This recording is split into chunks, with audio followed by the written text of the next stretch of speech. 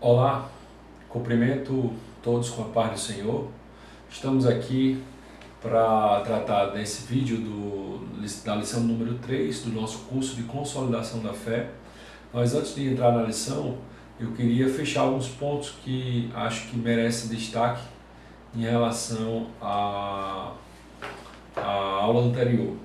Então, o material de treinamento proposto para assistir o treinamento do evangelismo, caravana do arrependimento e exemplos de evangelização, ele não, aqui tem até uma observação na postura do professor, não é necessário nem recomendado mostrar esses vídeos para convencimento do seu aluno.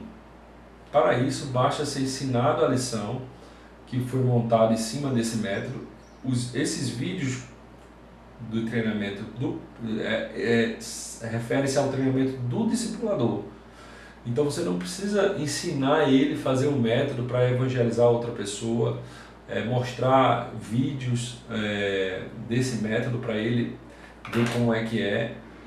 Isso faz parte do treinamento do discipulador. É uma observação que faltou fazer.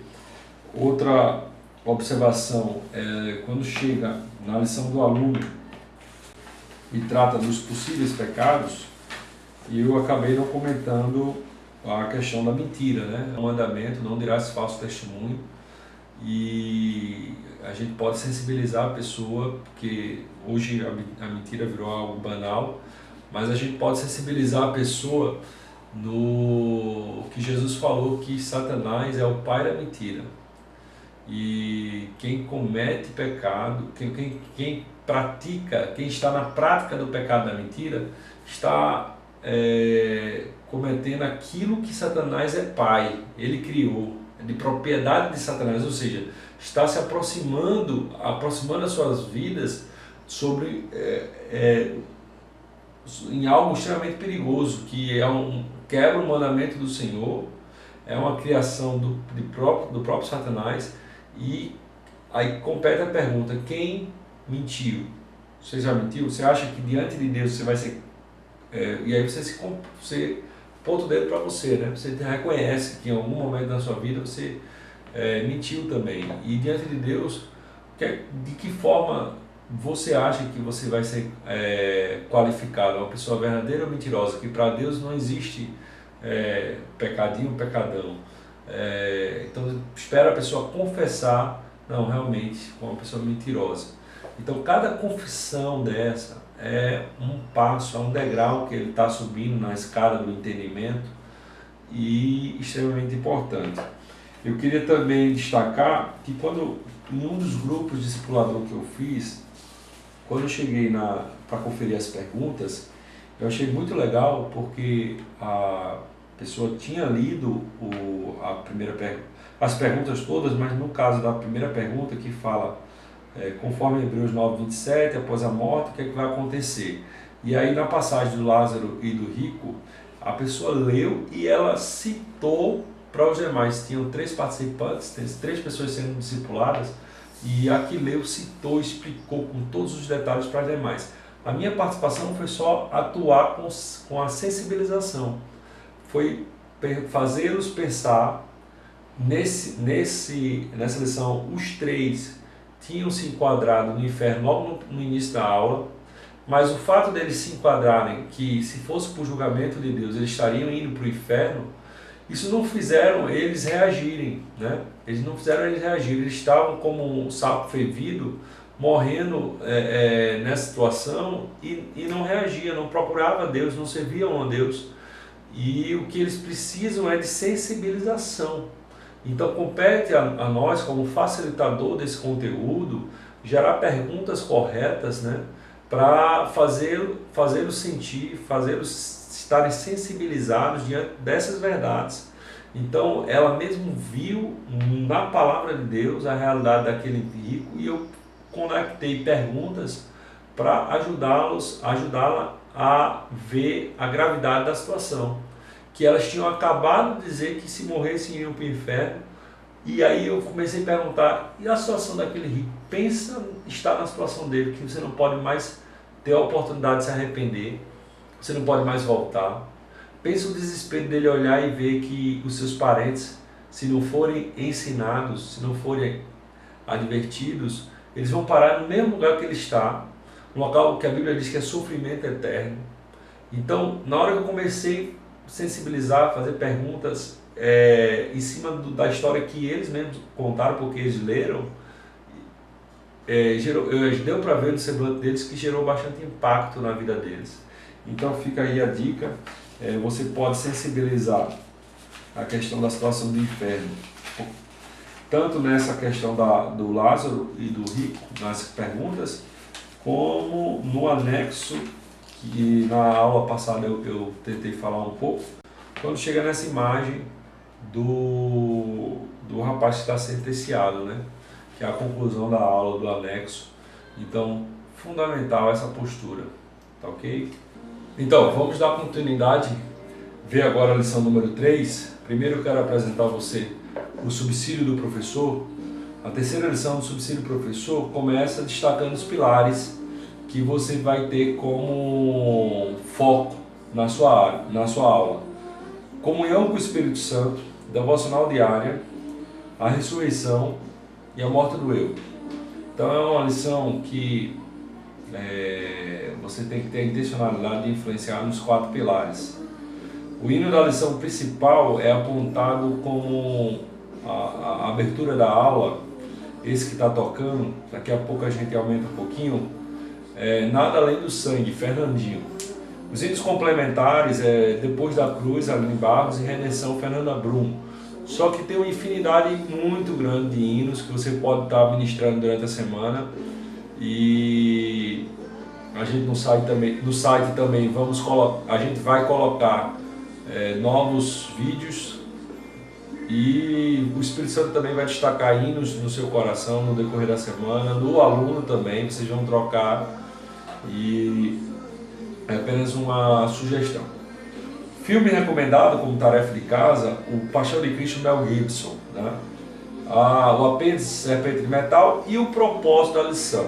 Lembre-se que toda aula a gente tem que estar na nossa frente, o nosso objetivo, o nosso alvo, né? E essa aula não é diferente.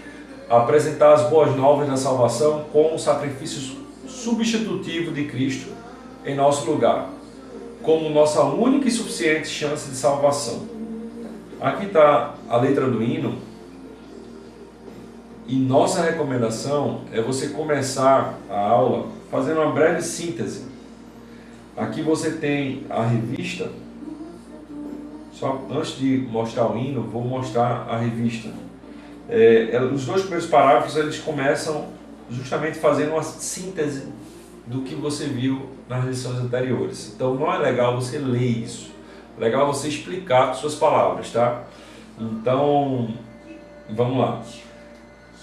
Nós vimos na primeira lição que Deus criou todas as coisas, que nós fomos projetados para o louvor da sua glória.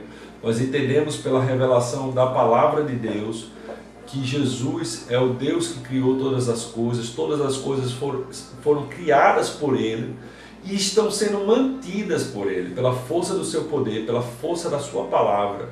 Ele fala e as coisas acontecem, ele fala e as coisas são mantidas com o seu poder. E a Bíblia revela que toda a criação foi programada, projetada, inclusive os seres humanos, para o louvor da glória de Jesus. Louvado seja Deus. E nós vimos na segunda aula que o pecado nos afastou de Deus. E a santidade de Deus, ela é expressa nas nossas vidas através da sua ira. E o seu julgamento, expressado na palavra, ela é uma ameaça constante para o homem pecador. Se hoje tivermos que prestar conta diante de Deus baseado nas nossas obras, nós vimos o peso da lei, que nenhum homem se salva. Todos nós somos como imundo, nossas boas obras não passam de um trapo de imundícia. Mas Deus tem um plano de resgate lindo e maravilhoso, que começa pelo arrependimento. Lembra da passagem do publicano e do fariseu?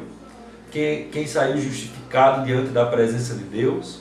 Pois hoje nós vamos ver que Deus oferece-nos a mão e oferece-nos uma possibilidade única e suficiente.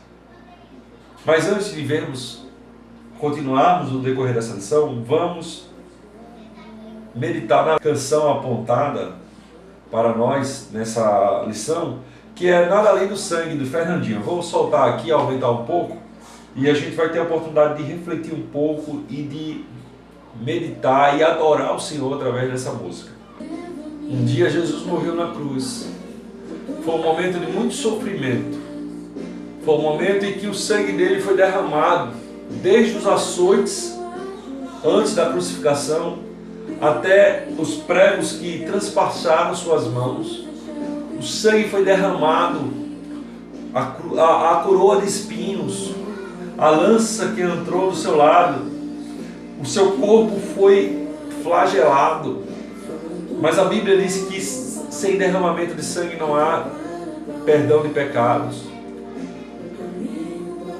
O sangue de Jesus prepara para nós o caminho para o Pai, onde a gente pode se achegar, sem medo da ira de Deus pelos nossos pecados, porque o Senhor faz cair sobre Jesus os nossos pecados.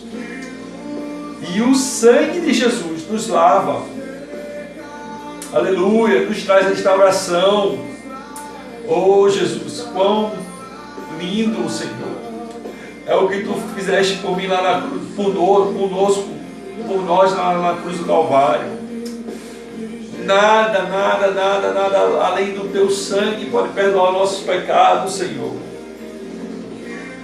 Que nos faz brancos como a neve, aceitos como amigos de Deus. A nossa inimizade, estávamos destituídos da glória de Deus, mas através do sangue nós podemos ter comunhão, intimidade, entrar na presença de Deus e não ser alvo da ira de Deus. Aleluia!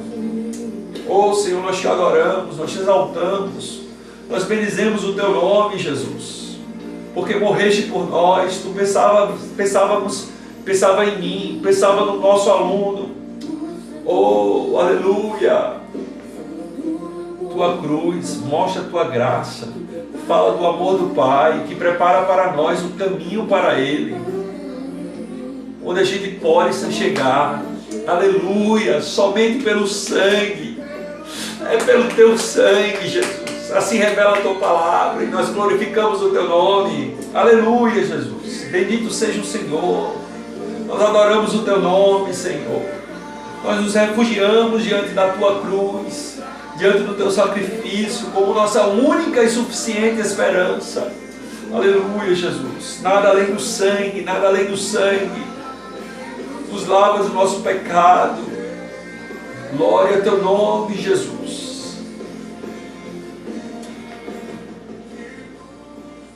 É dessa forma, irmãos, que nós iniciamos a aula da terceira lição. Discipulado é influência.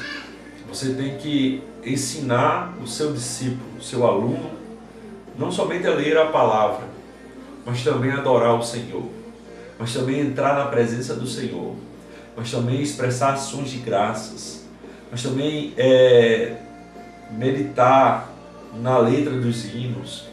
E esse hino é fantástico, porque ele conta todo o propósito da nossa lição, né? O propósito da nossa lição é apresentar Jesus como nosso único e suficiente Salvador.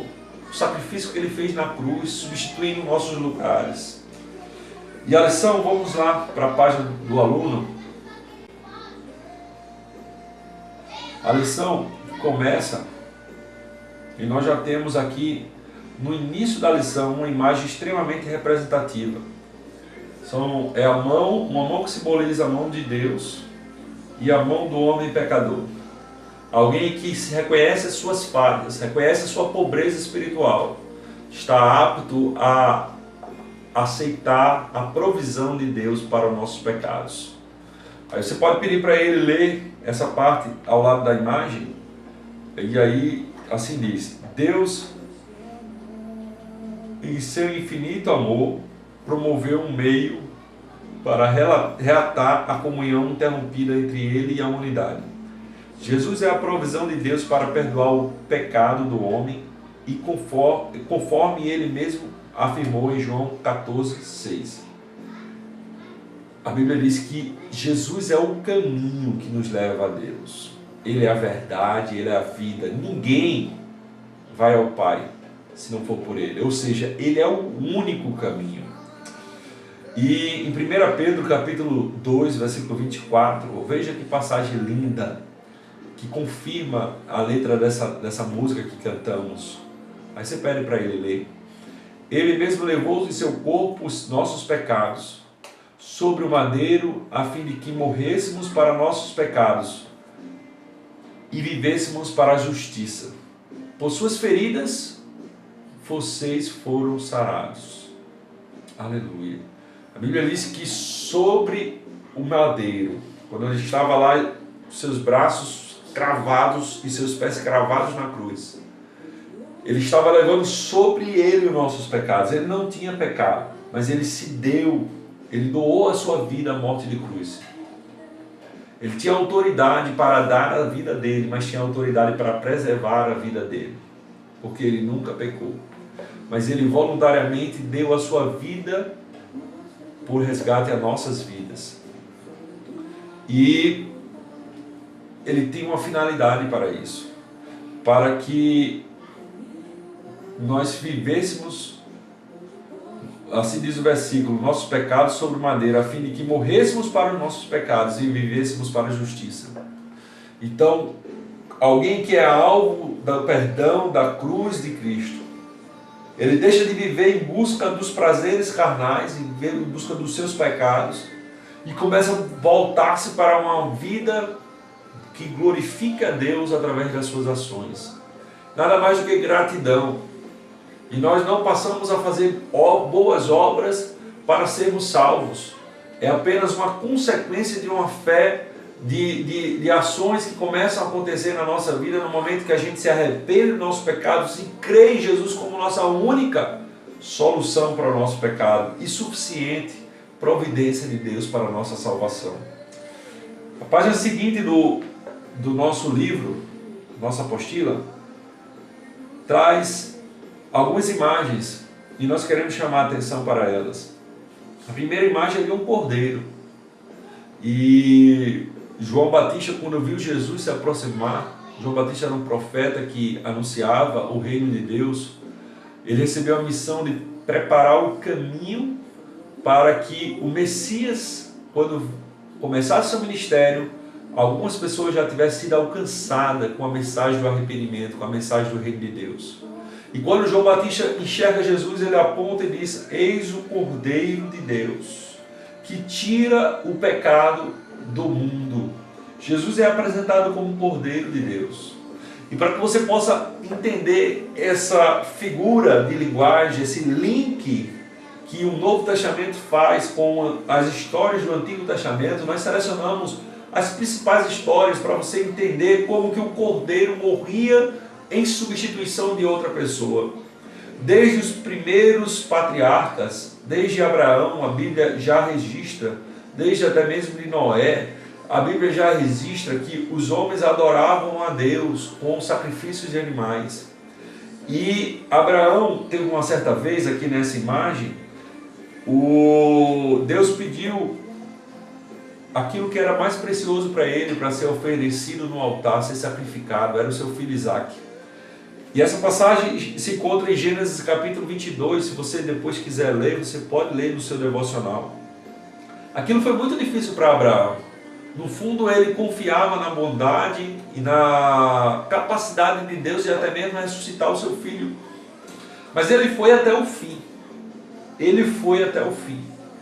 E o menino, quando percebeu, eles estavam caminhando para um monte, carregando a madeira para o sacrifício, o cutelo, a palha, todos os instrumentos que precisavam.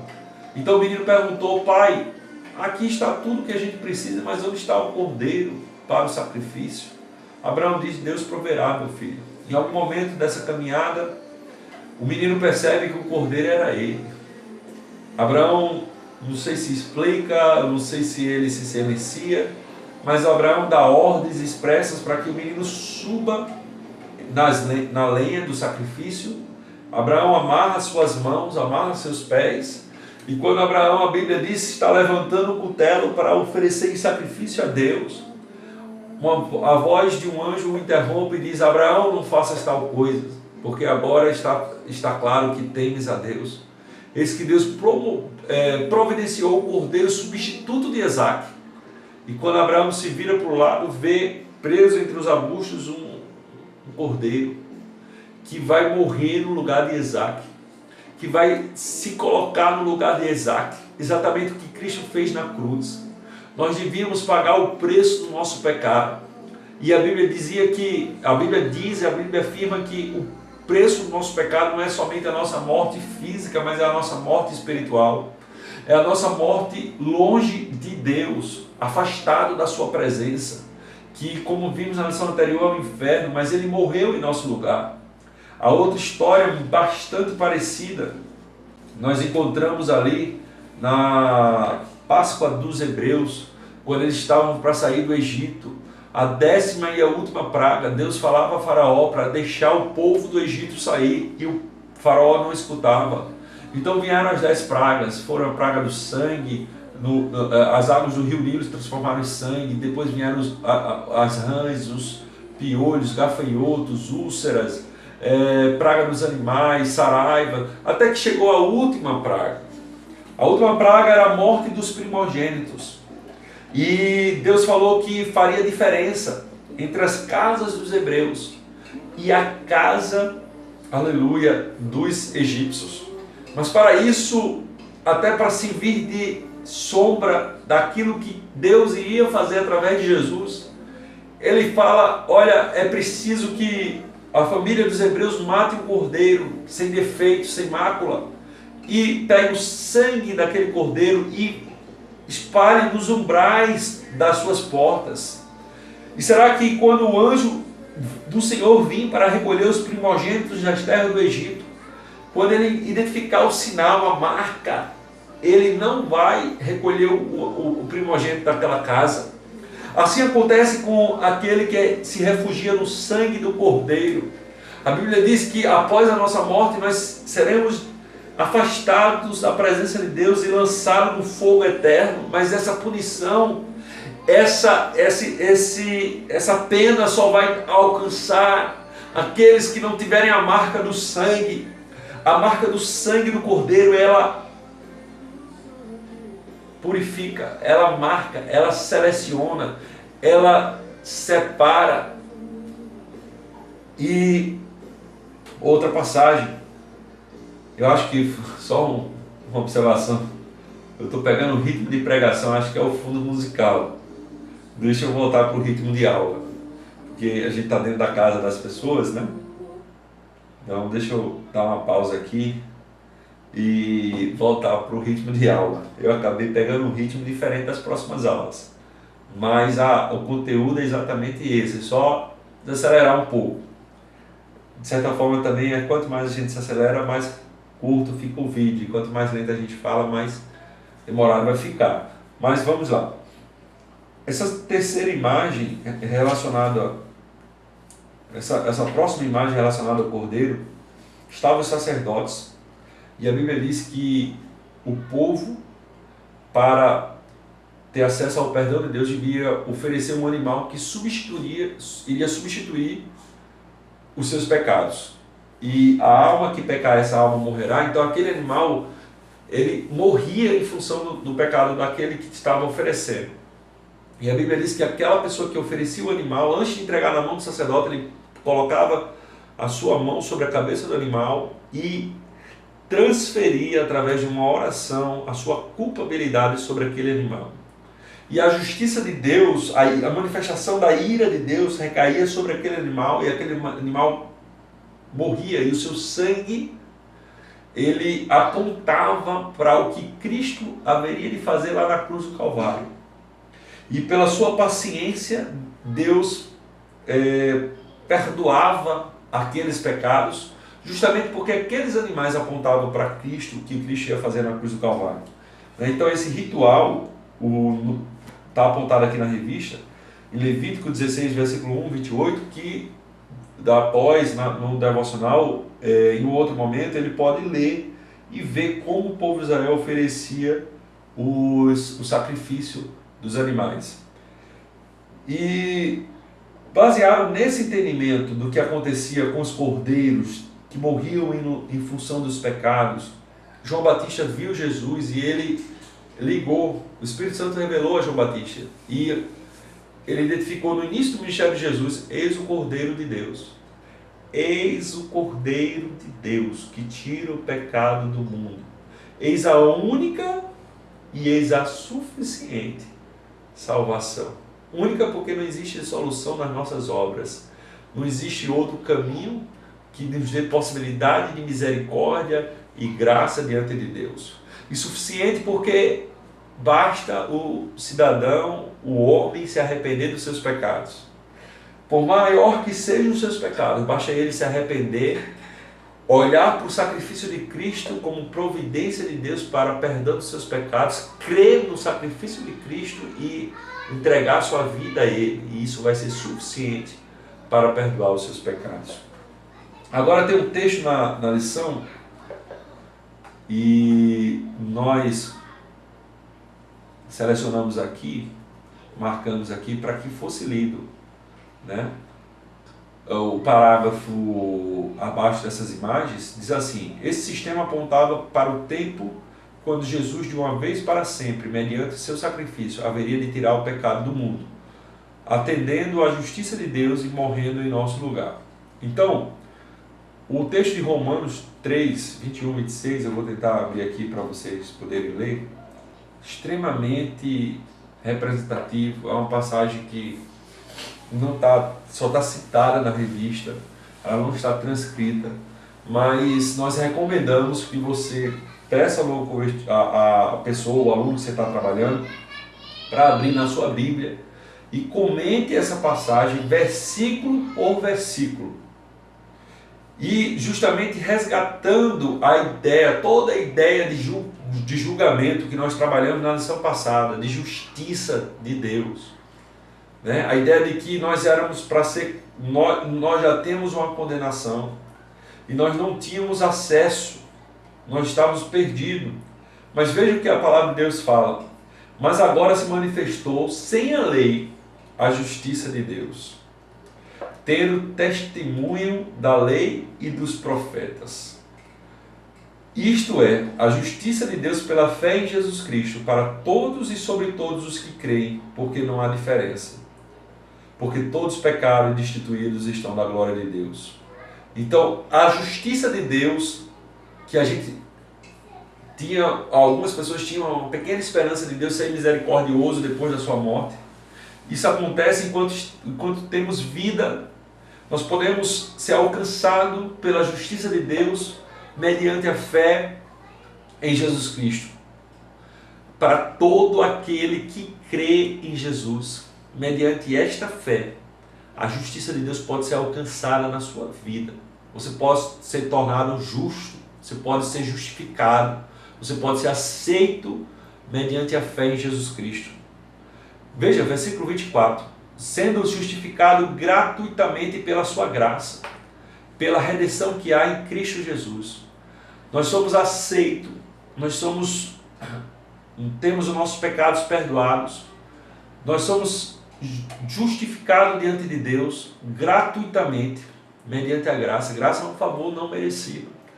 Então, a morte de Jesus em nosso lugar nos dá acesso à justiça de Deus, nos dá acesso através da redenção, da substituição dos nossos pecados, da salvação providenciária da cruz. O que Cristo fez ali nos traz a justiça de Deus. Porque a justiça de Deus, quando Ele olha para Cristo, Ele faz os meus pecados recaírem em Cristo.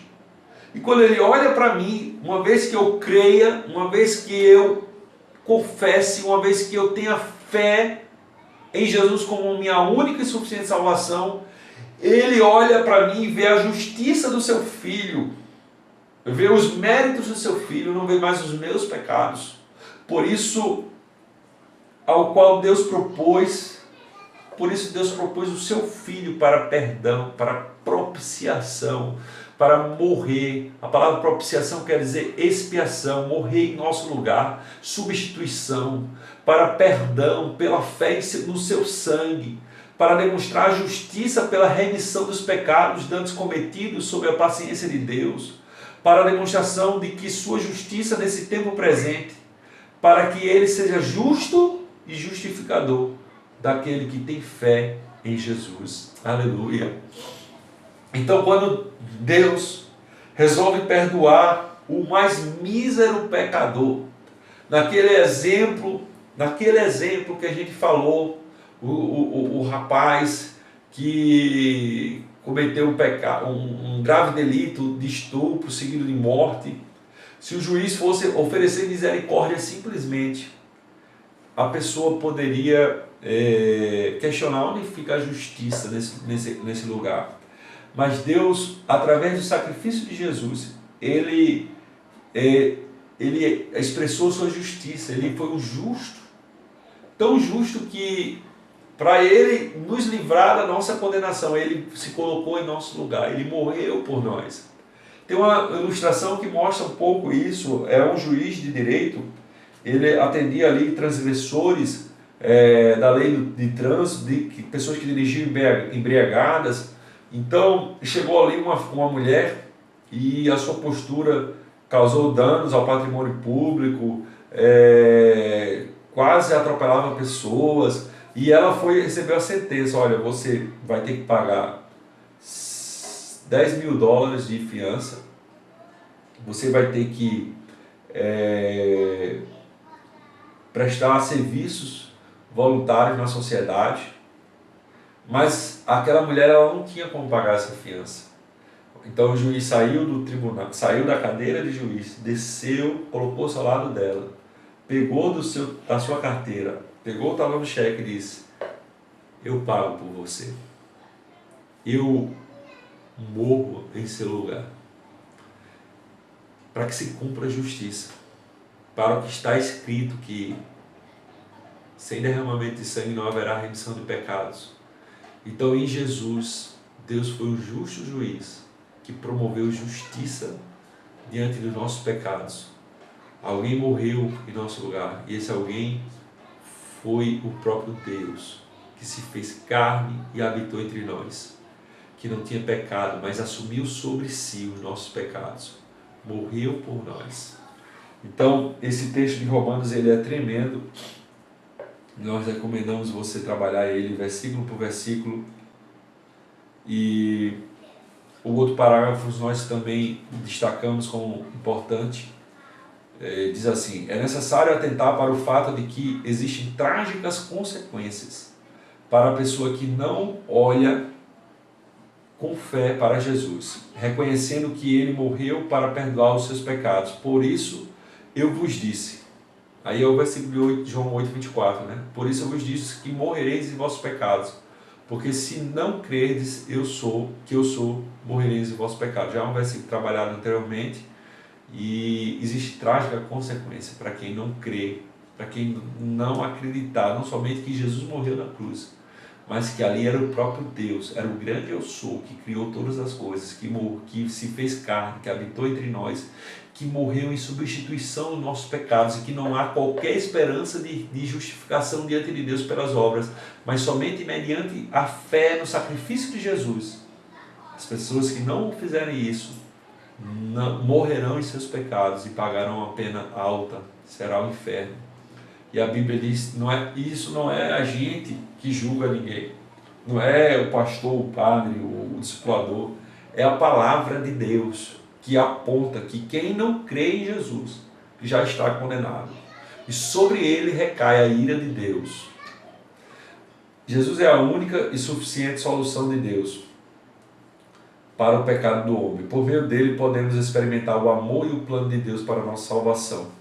E mais do que isso, você vai terminar essa parte da aula apontando que ele nos dá salvação na cruz, e através dessa salvação ele nos dá o ministério da reconciliação. Isto é, Deus estava em Cristo reconciliando consigo o mundo. Todos estão afastados da glória de Deus, mas na cruz de Cristo nós fomos reconciliados. E após sermos reconciliados, nós recebemos o ministério da reconciliação. Ele coloca na nossa vida a palavra da reconciliação. Que palavra da reconciliação é essa? É a palavra do Evangelho. É isso que nós estamos fazendo ao discipulado. De irmos nas casas das pessoas para pregarmos a palavra do arrependimento, da convicção do pecado, do julgamento de Deus, da justiça de Deus, da ira de Deus, do sacrifício substitutivo de Cristo. Essa palavra, ela reconcilia os homens a Deus.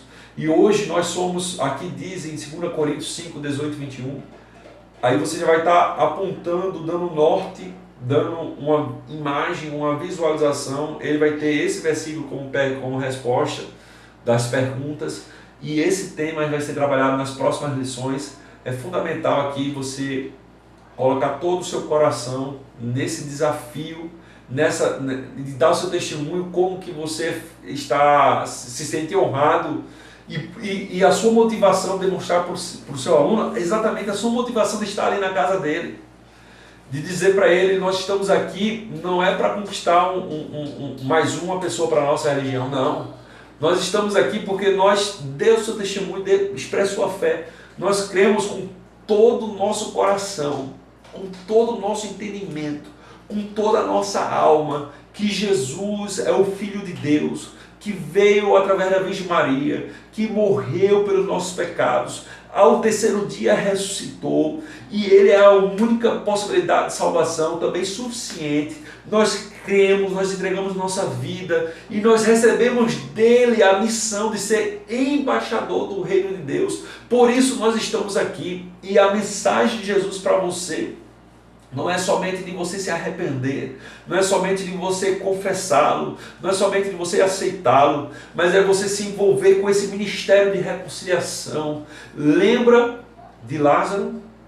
Lembra da parábola do rico, que ele pensou: meu Deus, eu estou perdido, é a eternidade que eu vou passar aqui, e meus irmãos, e as pessoas que eu não conheço, eles precisam ter acesso à verdade da palavra de Deus.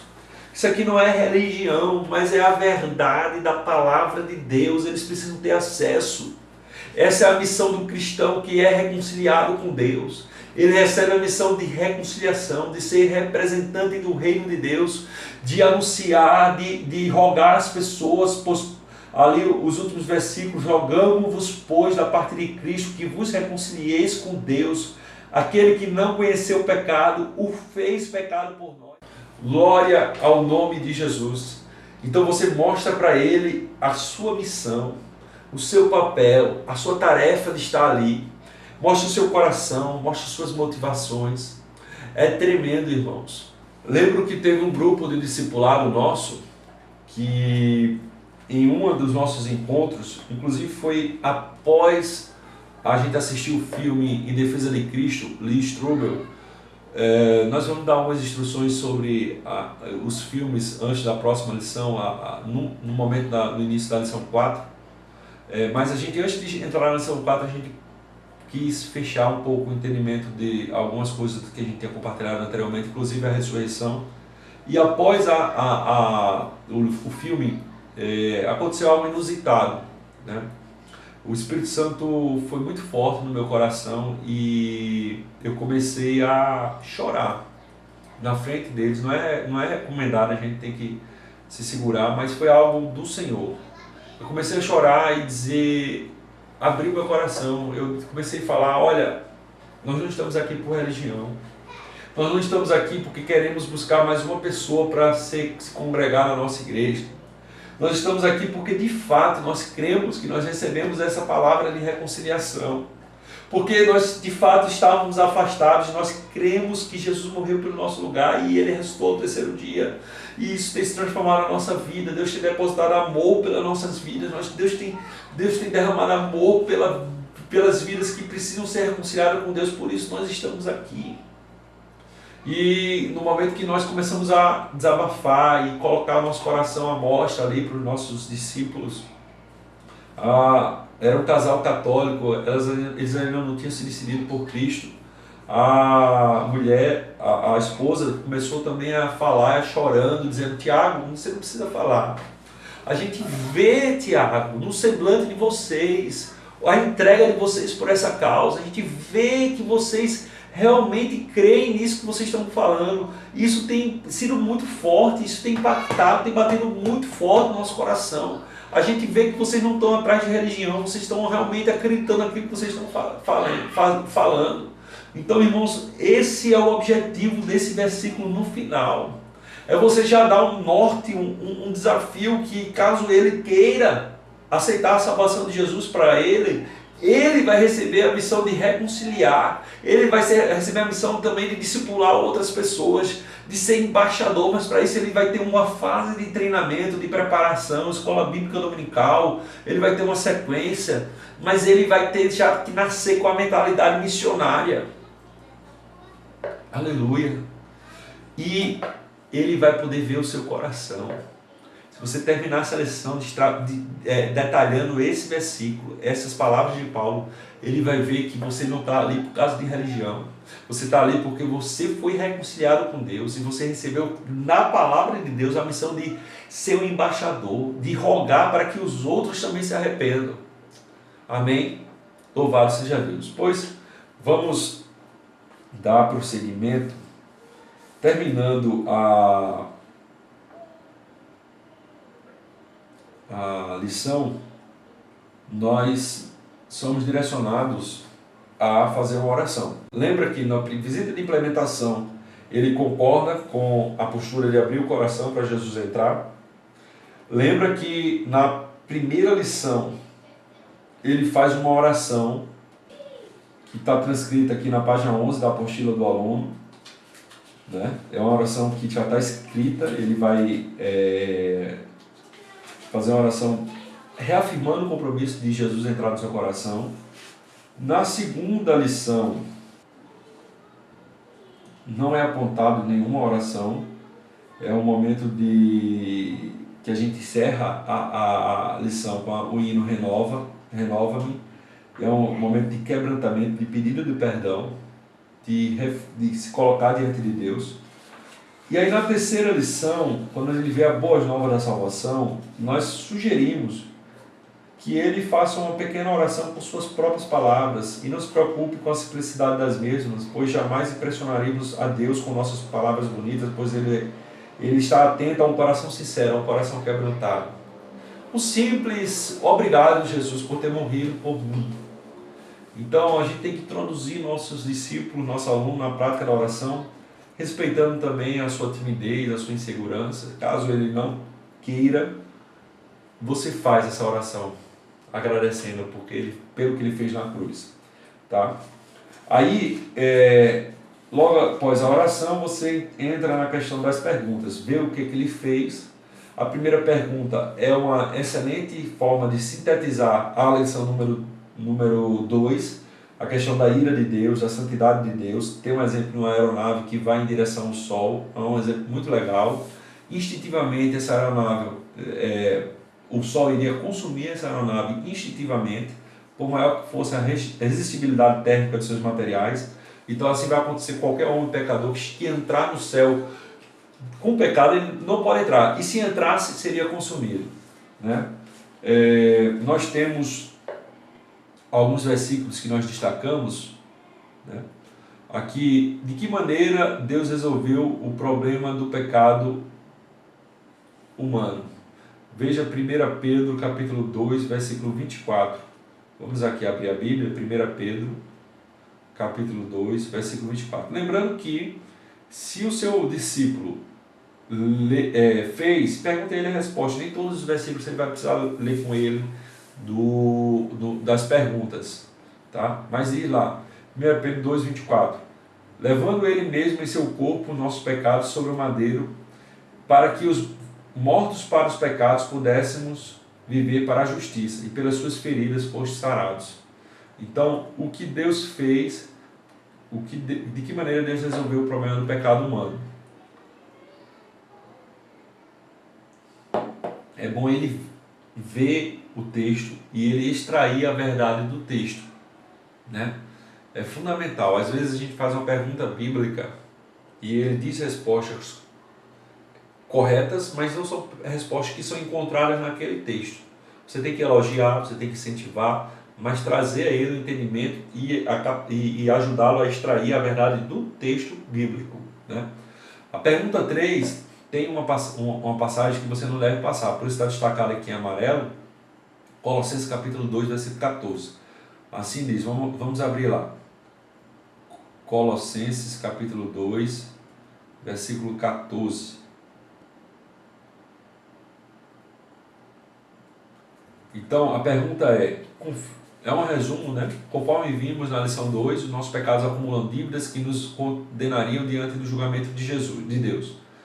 E que será pela sua palavra, né?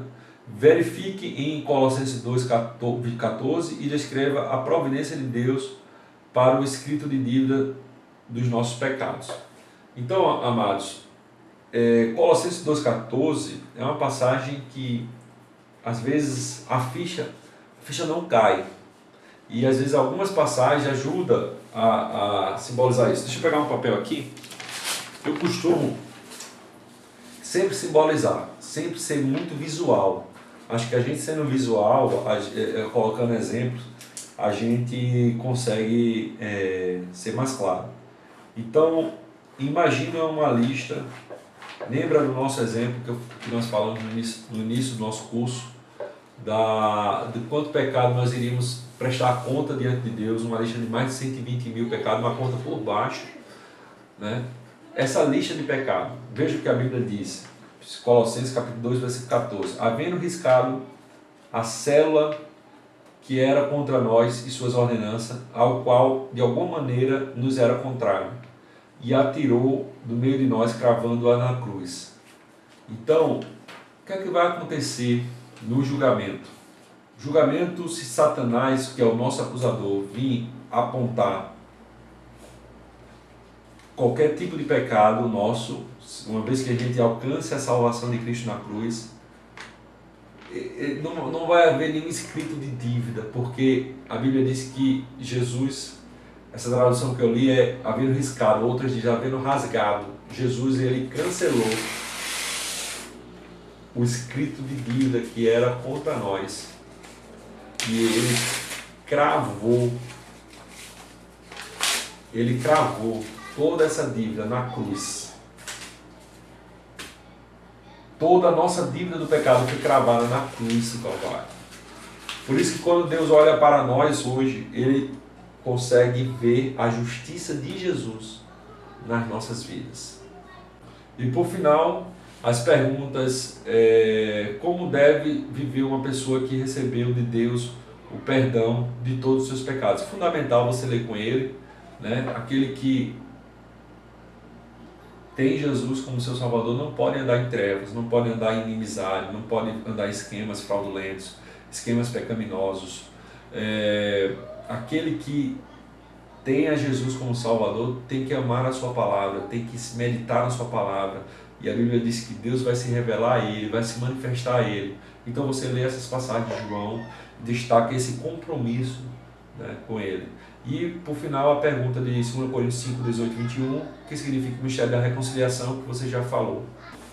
Então, o anexo da lição número 3, ele é a serpente de metal, e o versículo epígrafe, o versículo 14 de João capítulo 3, é exatamente a base, a plataforma de João 3,16. O João 3,16 é o versículo mais conhecido da Bíblia, mas para um melhor entendimento de João 3,16 é fundamental entender o contexto do versículo, né?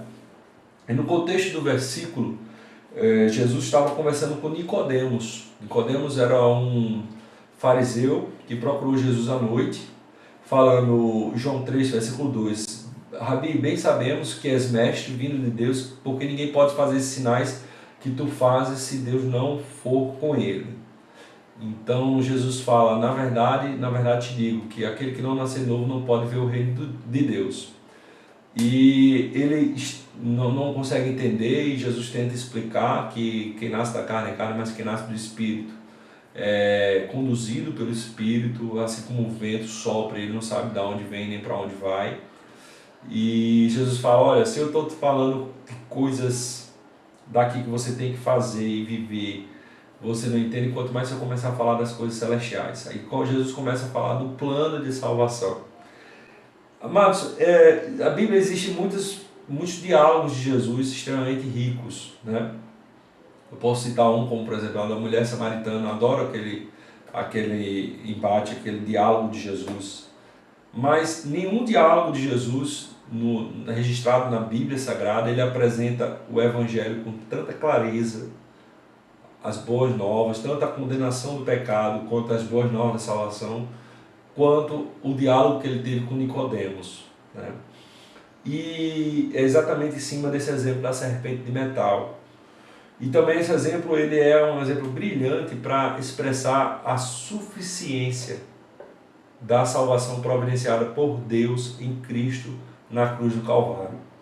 Então, no exemplo, você vai contar a história para o seu aluno, né? A desobediência do povo fez a ira de Deus se manifestar, trazendo condenação a todos que tinham sido picados que a cobra injetou o veneno no seu corpo. E muitas pessoas começaram a morrer entre os hebreus. E eles clamaram a Moisés por misericórdia. Moisés clamou a Deus e Deus providenciou uma maneira deles escaparem. Então a primeira questão a se destacar aqui é a providência de Deus. Foi Deus que providenciou, né? E aqueles que acreditaram na providência de Deus, que foi a serpente de metal estendida numa haste, que apontava justamente para o que Cristo iria fazer, e eles só precisavam olhar, era suficiente somente olhar e crer, não somente olhar, mas crer, que você podia olhar também blasfemando, dizendo que nada, isso vai fazer nada. Qual era a lógica natural? Se o veneno entrou no meu corpo, ou eu vou sugar, ou eu vou ingerir algum antídoto, alguma solução que anule o efeito do veneno. Eu posso imaginar e conjecturar que muitas pessoas que estavam naquele tempo começaram a blasfemar e não acreditar na palavra de Moisés. Que conversa! Esse negócio de a gente olhar e vai ser curado. Não acredito nisso não. O que aconteceu? Morreram em seus pecados. E Jesus fala para Nicodemos, olha, do jeito que aquele povo tinha uma sentença condenatória devido aos seus pecados, a ira de Deus, o julgamento de Deus caiu sobre eles, os homens estão perdidos em seus pecados e eles vão morrer. E do jeito que Deus providenciou salvação, e a salvação era a única chance, e também era suficiente, bastava olhar, bastava depositar sua fé na providência de Deus, olhar para o que tinha sido levantado sobre o madeiro. Do jeito que foi o único, Jesus estava falando para Nicodemos ali a única solução, que ele era a única solução, que ele era a suficiente solução.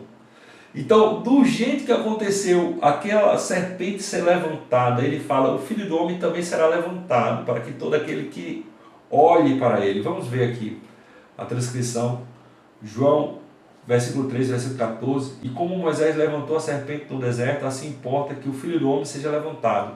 Versículo 15. Para que todo aquele que nele crê não pereça, mas tenha a vida eterna. Louvado seja Deus. Para que todo aquele, em outro versículo de João, ele fala, para que todo aquele que vê a Jesus na cruz tenha vida eterna. Então o propósito de João 3, o propósito de João 3,14 é revelar a única solução e a suficiente solução de Jesus na cruz do Calvário, né? Então, é interessante você destacar as imagens, a imagem aqui de Moisés no deserto com a serpente e a imagem de Jesus da cruz de Cristo e de pessoas que estão ali adorando, venerando, se voltando para a única e suficiente solução, né? Então esse exemplo é maravilhoso, é rico, para a gente definir a única e suficiente solução de Cristo na cruz do Calvário. E é interessante você pedir para o seu aluno ler o anexo, perguntar o que ele achou, e dentro do entendimento dele você enriquecer e acrescentando essas observações. E outro detalhe é o que aconteceu com essa serpente de metal. A Bíblia registra que os homens começaram a venerar, os homens começaram a oferecer esse incenso e servir a serpente. Então ela tinha sido um instrumento de Deus como uma sombra. Como Deus é tremendo, Deus é lindo. Ele agiu no Antigo Testamento em todo momento procurando apontar passagens para o que Cristo iria fazer no Novo Testamento. E aquele instrumento de providência de Deus começou a ser servido como se fosse alguma coisa. E aí Deus levantou um rei que temia ao Senhor, e chama-se o rei Ezequias, está aqui em 2 Reis capítulo 18, versículo 2 e 6, e tinha 25 anos de idade quando começou a reinar, e 29 anos reinou em Jerusalém, e era o nome de sua mãe Abi, filha de Zacarias, e fez o que era reto. Interessante a descrição bíblica. Ezequias fez o que era reto aos olhos do Senhor, conforme tudo o que fizera Davi seu pai. Ele tirou os altos, quebrou as estátuas, deitou abaixo os bosques e fez em pedaços a serpente de metal que Moisés fizeram. Por que Ezequias quebrou a serpente de metal? Poderia ser lembrado como um memorial.